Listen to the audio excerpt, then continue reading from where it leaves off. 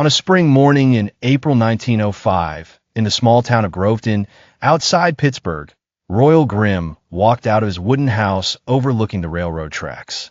His school bag was slung over his back by a worn leather strap, his patched sleeves waving in the early breeze. Royal was 12 years old, but he looked at least 2 years older.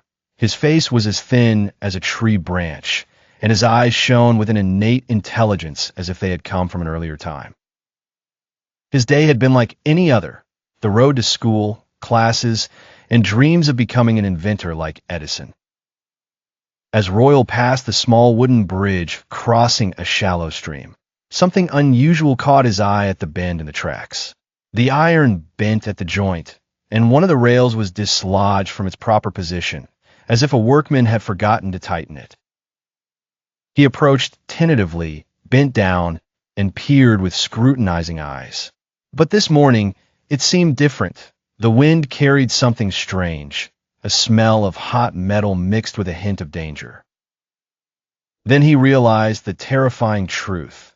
The rail was loose, and any passing train would find itself tipped into the chute, perhaps with dozens of passengers on top of it. His heart trembled, and he suddenly remembered the Cleveland Flyer, the express train that passed through town at 8:07. He glanced at the small silver watch on a chain around his waist, a gift from his father before he died, and the hand showed 8:05. He had only 7 minutes. No time to go to the station. No time to alert anyone. Royal ran back to the house, where his mother was still washing dishes and humming a melancholy Ohio tune. He snatched from under the sink a red flag his father had saved from his old job on the railroad, then ran up the hill facing the bend. He stood there, stiff as the distant sound of the train began to rise above the horizon like the buzz of an iron bee. He raised the flag in his right hand and waved it frantically, shouting with all his might, "Stop! The track's broken! Stop the train!" But it was a long way off, and smoke was already rising from the front chimney. From over the hill, it wasn't clear if the driver had seen him. With every second, the train drew nearer until the deafening whistle could be heard, the wheels grinding against the rails. Then suddenly, there was a different whistle, long, drawn out, and longing, as if the train itself was screaming. The brakes were fully engaged, and the wheels squealed sharply as the train hurtled toward danger. Just a few yards before it reached the curve, the Cleveland Flyer came to a stop, a massive iron body, rocking as if catching its breath.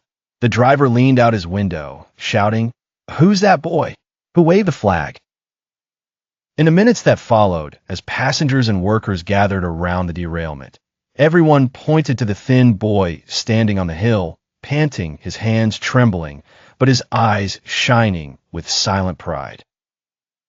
The next day, Pittsburgh newspapers spoke of the boy who saved the train, and the editor of the Daily Gazette wrote an editorial titled "A Red Flag, a Brave Heart." As for Royal Grimm, when he returned to school, he didn't need to dream of becoming an Edison.